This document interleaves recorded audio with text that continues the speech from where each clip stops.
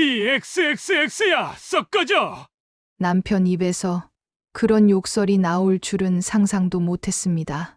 그보다 더 충격적인 건 그 순간 휘두른 손이 며느리의 뺨을 힘껏 후려쳤다는 사실이었습니다.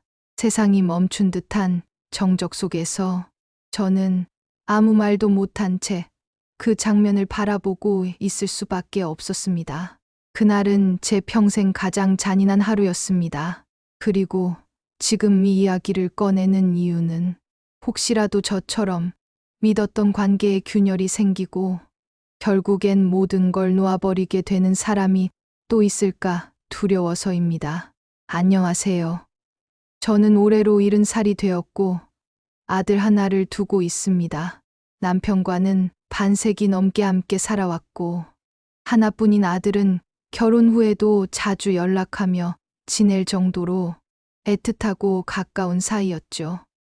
아들은 결혼하고 3년쯤은 도시에서 신혼살림을 따로 차렸습니다. 며느리는 그동안 몇 번 마주쳤지만 볼 때마다 참 예쁘고 싹싹하고 조용한 아이였습니다. 크게 튀지 않고 말도 조심스럽고 손도 야무졌습니다. 무엇보다 어른을 대하는 태도가 예의 바르고 공손해서 내가 참 며느리 복이 많구나 싶을 정도였죠. 합가 이야기가 나왔을 때도 마찬가지였습니다. 아들 부부가 먼저 말을 꺼냈어요. 엄마, 아빠 이제 저희랑 같이 사는 게 어때요? 어차피 그 집에 방도 남고 아빠 일하러 가시면 엄마 혼자 계시는 시간 많으시잖아요. 엄마 외로운 거 싫어요. 와이프도 좋다고 했어요. 며느리도 옆에서 고개를 끄덕이며 말했습니다. 어머니, 저도 찬성이에요. 가족은 함께 있어야 따뜻하잖아요. 저도 어머님, 아버님과 가까이 지내면서 살고 싶어요. 그 말을 들으며 가슴이 뭉클했습니다. 이 아이는 진짜다. 좋은 아이를 며느리로 들인 거라고 믿었어요. 아들은 우리를 편하게 대할 수 있겠지만 며느리는 평생을 다르게 살아왔는데 쉽게 시댁과 합가한다는 것이 쉽지 않은 결정이었을 테니까요. 고맙고 기특하고 내심 미안하기도 했습니다. 나와 남편은 긴 고민 끝에 합가를 하자고 마음먹었고 그렇게 내 식구가 한 지붕 아래에 살게 되었습니다. 아들, 며느리, 남편, 그리고 저. 생각보다 평화로운 출발이었습니다. 며느리는 아침 일찍 일어나 밥을 짓고 세탁기도 아침 일찍부터 돌려 빨래까지 말끔히 개고 심지어 화장실 청소까지 알아서 하겠다고 나섰습니다. 원래는 저 혼자 하던 집안일들이었기 때문에 며느리가 저 대신 집안일을 한다는 것이 익숙하지 않고 미안하기만 했어요. 그래서 며느리에게 하지 말라고 여러 번 말도 해봤지만 말을 듣지 않길래 그럼 집안일을 나눠서 하자고도 이야기해봤어요. 그럼에도 며느리는 저보다 무조건 일찍 일어나 모든 집안일을 다 하더라고요. 저는 그런 아이가 고맙고 또 고마웠습니다. 손 하나 까딱 안 해도 되는 며느리라는 말이 딱 들어맞는 아이였어요. 며느리는 저에게 어머님 제가 좋아서 하는 거예요 라며 제가 미안해할까봐 또 고마워할까봐 늘 먼저 말을 해주었습니다. 게다가 말도 곱고 눈치도 빠르니 살면서 그렇게 불편한 구석 하나 없이 지내는 사람이 또 있을까 싶을 정도였죠. 그런데 언제부터였을까요? 제 몸이 서서히 이상해지기 시작한 건 아들, 며느리와 합가한 뒤로 집안일을 거의 하지 않았음에도 서서히 몸이 안 좋아지기 시작했습니다. 처음엔 잇몸이 붓고 아팠습니다. 그 다음엔 치아가 시리고 양치할 때 피가 나고 어느 날부턴가는 음식을 씹기도 힘들어졌죠. 그러다 결국 앞니 하나가 흔들리더니 치과 가기도 전에 빠져버렸습니다. 평생을 치과 갈 일 없던 제가 한순간에 치아 상태가 망가진 것이 두렵고 무서우면서도 나이 들어서 그렇겠지? 그렇게 넘겼습니다. 남편도 아들도 며느리도 다들 걱정해줬고 특히 며느리는 직접 병원을 같이 가주기도 했습니다. 참 고맙고 따뜻한 아이였죠. 하지만 병원에서 들은 얘기는 낯설고 무서웠습니다. 치아가 부식되고 있습니다. 화학약품이나 산 같은 성분에 반복적으로 노출된 흔적이 보여요. 혹시 그런 걸 입에 넣으신 적이 있으세요? 그 말을 듣고 저는 멍해졌습니다. 화학약품이요? 그런 걸 제가 입에 넣을 리가 없죠. 평소 산이 있는 음식을 먹지도 않는데 의사의 말을 듣고 곰곰이 생각해 보아도 치아가 부식될 만한 음식을 먹거나 행동을 한 적이 없었어요. 그냥 의사가 잘못 진단했나 보다 하고 돌아왔습니다. 살다 보면 몸이 아플 수도 있지. 나이 드니 여기저기 고장도 나고 그렇게 또 넘겼습니다. 그날 밤 양치질을 하며 거울을 통해 치아 상태를 유심히 들여다봤습니다. 도대체 왜 이런 일이 갑자기 발생하지? 생각나는 건 딱히 없었습니다. 그저 늘 살던 대로 살고 있었으니까요. 그래서 또 넘겼습니다. 사람이 참 그래요. 자기 마음속에서 의심이 피어오를 때마다 제일 먼저 하는 게 설마라는 말로 덮는 거거든요. 그렇게 며칠이 더 흘렀습니다. 며느리는 여전히 조용히 살림을 하고 있었고 저는 입 안에 통증이 더 심해져서 죽이나 미음만 먹고 있었습니다. 그러던 어느 날 그 일이 벌어졌습니다. 남편이 평소보다 일찍 집에 들어왔습니다. 평소엔 아들이 퇴근할 무렵에 맞춰 들어오는 편이었는데 그날은 무슨 이유인지 한낮에 들어왔죠. 저는 부엌에서 국을 데우고 있었고 은지는 화장실 청소를 하고 있었습니다. 남편이 들어온 지 얼마 되지 않았을 때 이 XXX 썩 꺼져! 라며 큰 소리와 욕설이 들려왔습니다. 며느리가 화장실 청소를 할 때 화장실 문이 완전히 닫히지 않은 상태였다는 겁니다. 남편은 거실을 지나가다 우연히 그 틈 사이로 은지가 무언가에 락스를 짜서 바르고 그걸로 변기 바닥을 닦는 모습을 보게 된 겁니다. 그게 뭐였는지 남편은 바로 알아차렸다고 했습니다. 제 칫솔이었습니다. 누구보다 저를 잘 아는 사람이었으니까요. 제가 몇 년째 같은 칫솔 모델을 고집하는 걸 남편은 알고 있었고 그 색과 형태도 익숙했던 거죠. 남편은 말없이 화장실 문을 벌컥 열더니 한 손으로 은지의 손에 든 칫솔을 낚아채 바닥에 던졌고 다른 한 손으로는 그대로 그 아이의 뺨을 후려쳤습니다. 거기서부터가 제 악몽의 시작이었습니다. 화장실 안은 그야말로 아수라장이었습니다. 바닥에 나뒹구는 칫솔, 그 끝에 묻어있는 희뿌연 락스 자국, 눈물 맺힌 며느리의 얼굴, 그리고 여전히 들끓는 숨을 몰아쉬는 남편. 순간 저는 두 귀를 틀어막고 싶었습니다. 이게 진짜 현실인지 아니면 누군가 만들어 놓은 함정에 빠진 건지 머릿속이 어지러웠습니다. 왜 그런 거야? 남편이 이를 악물며 며느리를 내려다보았습니다. 하지만 며느리는 고개를 들지 않았습니다. 입술을 깨문 채 아무 말 없이 그 자리에 앉아 있었습니다. 그 조용한 침묵이 어쩌면 그 어떤 해명보다 더 큰 절망이었습니다. 그 순간 저는 멍한 정신으로 남편에게 겨우 물었습니다. 대체 무슨 일이야? 당신 왜 그러는 거야? 남편은 저를 돌아보지도 않고 화장실 문 앞에 쪼그려 앉아 숨을 가다듬듯 말했습니다. 전현이 당신 칫솔로 락스 묻혀서 변기 닦고 있었어. 그걸 다시 제자리에 걸어놨다고. 처음엔 믿지 못했습니다. 설마 그 말밖에 떠오르지 않았습니다. 며느리가 그런 짓을 나를 그렇게까지 괴롭히려고? 하지만 이미 벌어진 일 앞에서 그 어떤 설마도 힘을 잃었습니다. 제 머릿속엔 병원에서 들은 의사의 말이 되살아났습니다. 강한 산성에 반복 노출된 흔적, 잇몸 부식, 치아 붕괴, 그리고 퍼즐이 맞춰지듯 그 모든 조각이 제 몸에 일어난 일들과 정확히 겹쳐졌습니다. 그 아이는 매번 화장실 청소를 자처했었죠. 그리고 제 칫솔은 항상 거기에 있었습니다. 왜 그런 거니? 저는 떨리는 목소리로 물었습니다. 하지만 아이는 여전히 고개를 숙인 채 침묵하고 있었습니다. 그 모습이 더 무서웠습니다. 모른 척이라도 해주길 바랐는데, 억울하다고 울부짖기라도 해주길 바랐는데, 아무 말이 없다는 건 인정한다는 뜻이니까요. 아들 준호는 퇴근하고 돌아오자마자 이상한 분위기를 감지하고는 멍한 얼굴로 무슨 일이야? 라고 물었습니다. 남편이 짧게 자초지종을 설명했고, 그제서야 준호의 얼굴이 창백해졌습니다. 여보, 진짜야? 엄마 칫솔로 그런 짓을? 처음으로 며느리가 고개를 들었습니다.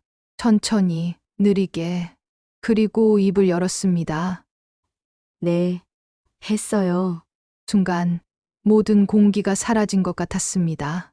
세상의 소리가 다 멎은 듯. 가만히 있던 전기 주전자 소리마저 멎은 것 같았고, 제 심장 소리만 들렸습니다. 그 아이는 담담하게 말했습니다. 시어머니가 빨리 죽었으면 좋겠다고 생각했어요. 그 말은 마치 칼이었습니다. 기다란 아주 예리한 칼날이 천천히 제 가슴 한복판을 가르는 느낌이었습니다. 아들은 그 말을 듣고 그 자리에 주저앉았고, 남편은 주먹을 불끈 쥐고 벌떡 일어났습니다. 저 년을 당장 내쫓아야 해. 이 집에 발도 못 들이게 해야 해.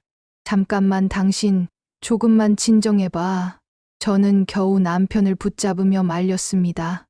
몸은 떨리고 있었지만 그 아이의 말을 더 들어야겠다고 생각했습니다.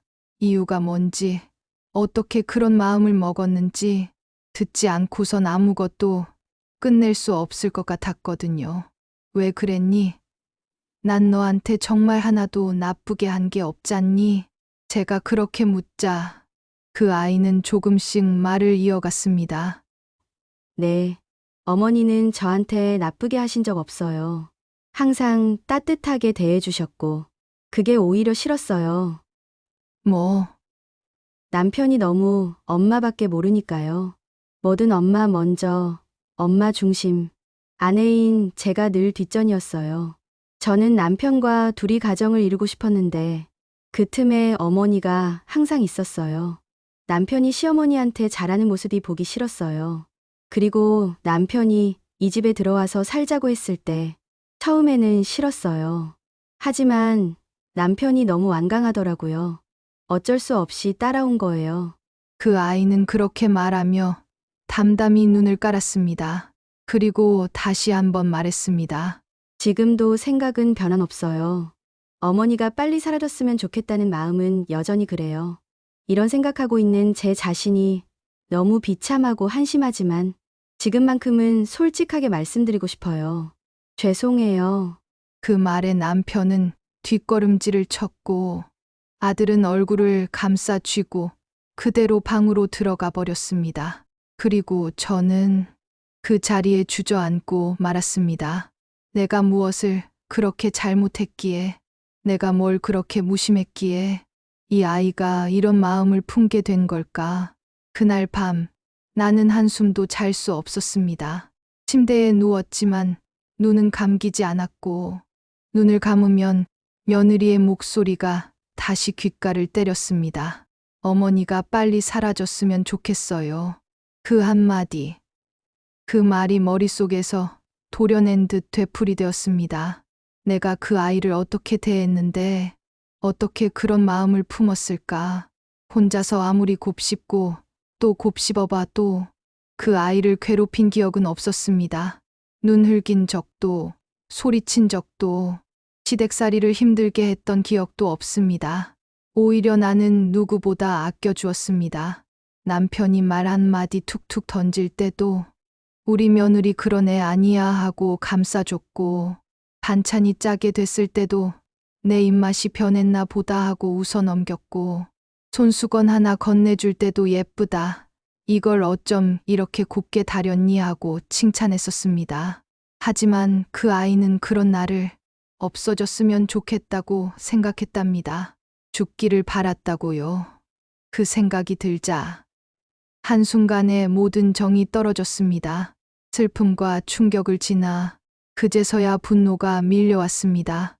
나는 그 아이를 믿었고 내 삶에 새로운 딸이 생겼다고까지 여겼는데 그 아이는 그 시간 내내 내가 죽기만을 바라고 있었다는 겁니다.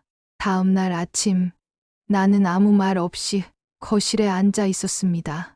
남편도 말이 없었고 아들도 눈을 피했습니다. 유일하게 식탁에 앉은 건 며느리였는데 그 아이는 아무 일도 없던 사람처럼 밥을 뜨고 반찬을 건드리고 물을 마셨습니다. 그 모습이 더 참기 어려웠습니다. 사과는커녕 아무런 미안함도 없는 얼굴이었고 입술 끝에 조차 후회라는 건 없었습니다. 단 한 번도 눈을 마주치지 않더군요. 그리고 그 순간 나는 결심했습니다. 이 아이는 안 되겠다고. 그날 밤 나는 아들에게 조용히 말했습니다. 너희는 이 집을 나가야겠다. 아들은 놀란 눈으로 날 쳐다봤습니다. 엄마 은지가 그런 말 한 건 잘못했지만 그래도 그건 말이 아니야. 준호야, 그건 마음이야. 그 마음은 아무리 세월이 지나도 변하지 않아. 나는 그런 마음을 곁에 두고 살 수 없어. 아들은 아무 말도 하지 않았습니다. 그리고 다음 날 가방을 싸며 조용히 말했죠. 엄마 은지는 사과하지 않을 거야. 그 아이 성격 내가 제일 잘 알아. 하지만 난 은지를 데리고 나가야겠어. 가정을 지켜야 하니까. 그래라. 나는 그 한마디만 남겼습니다. 그렇게 아이들은 나갔고 그 뒤로 연락은 단절됐습니다. 전화도 오지 않고 문자 한 통도 없었고 명절에도 오지 않았습니다. 며느리를 떠나보낸 게 아니라 아들도 함께 잃은 것이었습니다. 처음 몇 주는 속이 시원하다는 생각도 들었습니다. 나를 죽이려 했던 사람을 곁에 두지 않아도 되니까. 내가 믿었던 가족에게서 더 이상 상처받지 않아도 되니까. 그런데 시간이 지나자 그 공허함이 밀려오기 시작했습니다. 밥을 지어도 말할 사람이 없고 마당을 쓸어도 발자국 소리가 없고 부엌에서 물 흐르는 소리만 나면 괜히 뒷사람 눈치 보던 그때가 그리워졌습니다. 무섭죠. 죽기를 바랐던 사람조차 그리워진다는 사실이. 하지만 그건 사람 때문이 아니라 함께했던 관계 때문이었습니다. 나는 그 관계에 속해 있었다는 사실이 나를 사람답게 만들어줬던 거겠죠. 이젠 아들도 없습니다. 가끔 사진첩을 열어 아들의 어릴 적 모습을 보면 어찌 그렇게 해맑게 웃는지, 그 아이가 지금 내 곁에 없다 생각하면 눈물이 납니다. 그리고 무엇보다도 이 모든 일이 내 탓인 것만 같습니다. 며느리의 그 말 이후 나는 내 모든 지난 날을 되짚어보기 시작했습니다. 이게 정말 아이 하나만의 문제일까? 내가 뭔가를 놓치고 있었던 건 아닐까? 너무 가까이 다가간 건 아닐까? 아들을 너무 오래, 너무 꽉 쥐고 있었던 건 아닐까? 아들은 참 다정한 아이였습니다. 결혼을 하고 나서도 하루에 한 번은 꼭 연락했고, 명절마다 빠짐없이 선물을 들고 왔고, 가끔 나와 산책하며 손까지 잡아주던 아이였어요. 그런 아들이 며느리를 얻고도 변하지 않자 나는 그것이 너무 고맙고 다행스럽기만 했습니다. 하지만 그게 며느리에겐 부담이었을지도 모릅니다. 어쩌면 나는 그들 부부 사이에 계속 서 있었는지도 모르죠. 나는 그저 사랑한다고, 고맙다고 했을 뿐인데 그 말이 날카로운 압박으로 들렸을지도요. 그리고 결국 그 왜곡된 감정이 닥스를 머금은 칫솔이 되어 제게 돌아온 겁니다. 그 이후로 많은 걸 내려놓았습니다. 텃밭 가꾸던 것도, 동네 어르신들과 모이던 것도 모두 손을 뗐습니다. 밖으로 나가면 다들 묻습니다. 며느리 잘 있지? 요즘도 아들이랑 같이 살아. 그때마다 나는 애써 웃으며 말하죠. 다 잘 지내고 있어요. 바빠서 자주 못 볼 뿐이지. 하지만 집에 돌아오면 텅 빈 부엌, 조용한 방, 밥상에 놓인 그릇 2개가 나를 무너뜨립니다. 가끔은 며느리의 얼굴이 그립기도 합니다. 밥하면서 부르던 콧노래, 수세미를 짜며 흘리던 혼잣말, 그리고 그 애가 정성스레 접던 손수건 냄새까지도요. 참 이상하지요. 나를 죽이려 했던 아이가 그립다니요. 그런데 이건 사람 그리움이 아닙니다. 그저 함께였던 그 시간, 그 역할, 그 흐름이 내게도 사람이었음을 느끼게 해준 증거였던 겁니다. 나는 지금도 그 아이를 용서하지 않았습니다. 그리고 앞으로도 용서할 생각 없습니다. 사람이 사람에게 해서는 안 되는 짓이 있는 법이고 그 선을 넘은 사람에게는 영원히 남겨둬야 할 거리감이 필요하니까요. 하지만 동시에 나는 그 아이가 그렇게까지 될 수밖에 없었던 상황과 감정도 이해는 합니다. 사랑받고 싶어서, 중심이 되고 싶어서, 나 아닌 누군가의 마음을 차지하고 싶어서 그런 어리석은 선택을 했던 거겠지요. 지금은 아들과도 연락하지 않고 지냅니다. 서운함 때문이 아닙니다. 그 아이를 데리고 나간 것도, 사과 한마디 없는 것도 다 그럴 수 있다고 생각합니다. 다만 나는 더 이상 누군가에게 엄마, 어머니라는 이름으로 엉겨붙고 싶지 않아서입니다. 아들과 평생을 사이좋게 지냈었는데 한순간에 이렇게 되어버렸다는 것이 비통하기도 합니다. 하지만 제가 아들을 놓아주는 게 맞겠죠. 아들은 아들 인생이 있으니까요. 제가 아들 인생을 살아주는 게 아니니까요. 아들도 이제는 엄마 없이 자유롭게 살아봐야죠. 하지만 마음이 공허하고 슬픈 건 어쩔 수 없네요. 혹시 이 이야기를 듣고 계신 분들 중 며느리와 함께 사는 분이 계시다면 부디 꼭 전하고 싶은 말이 있습니다. 가깝다고 다 좋은 건 아닙니다. 아무리 사이가 좋고 마음이 맞아도 적당한 거리엔 이유가 있습니다. 서운할 정도의 거리, 가끔 궁금할 정도의 거리, 그리고 무엇보다 숨통이 트일 정도의 거리가 필요합니다. 저는 그걸 알지 못했습니다. 아들을 너무 가깝게 품었고, 며느리와 너무 정답게 지냈고, 연락도 더 자주 하려고 했고, 얼굴도 자주 보려고 했었죠. 결국엔 그 정이 칼이 되어 제 입안을, 심장을, 그리고 관계 전체를 베어버리고 말았습니다.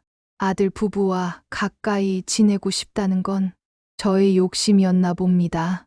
지금 제 방 서랍 맨 뒤에는 며느리가 마지막에 다려서 접어놓은 손수건 하나가 있습니다. 도무지 버릴 수 없어서 아직도 그대로 두고 있죠. 그 손수건은 아직도 희고 단단합니다. 하지만 저는 더 이상 그걸 펴지 않을 겁니다. 그건 과거입니다. 그 아이도, 제 아들도, 그리고 그 시간도 모두 과거로 남겨두고 살아가야 합니다. 저는 오늘도 아침에 눈을 뜨고 천천히 찬물에 세수를 하고 내가 고른 칫솔을 손에 쥐며 말합니다. 이젠 나부터 지키자. 이젠 내 마음부터 챙기자고. 그리고 그렇게 하루를 살아냅니다. 혹시라도 지금 이 사연을 들으며 설마 그런 일이 실제로 있을까 하고 고개를 갸웃하셨다면 제 상황과 마음을 조금이라도 알아주셨으면 합니다. 세상엔 참 별의별 일이 있고 사람 마음은 겉으로는 절대 다 보이지 않습니다. 그 애가 나를 그렇게 생각하고 있을 줄은 정말 단 한순간도 상상하지 못했으니까요. 나는 믿었고 아꼈고 나름대로 최선을 다했습니다. 하지만 그 마음이 어떻게 전해졌는지는 받는 사람의 시선과 마음 상태에 따라 완전히 달라질 수 있다는 걸 저는 이제서야 깨달았습니다. 한때는 정말 후회도 많이 했습니다. 내가 조금만 덜 챙겼더라면, 아들에게 조금만 거리감을 주었더라면 이런 일이 없었을까. 하지만 인생에는 정답이 없습니다. 사람은 늘 후회 속에서 살아가지만 그 모든 시간을 다시 되돌릴 수는 없으니까요. 이제 저는 제 삶을 살아갑니다.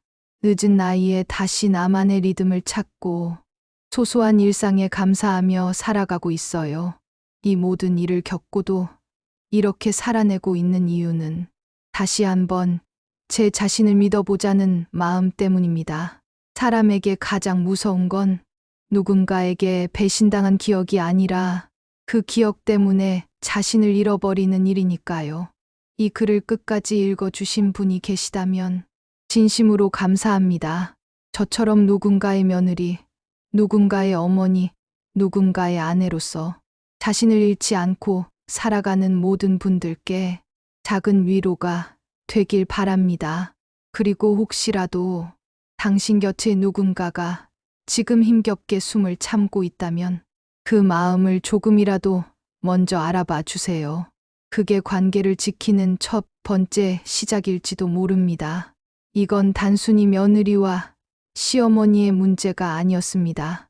사람과 사람 사이에 놓인 수많은 감정, 오해, 거리감의 문제였습니다.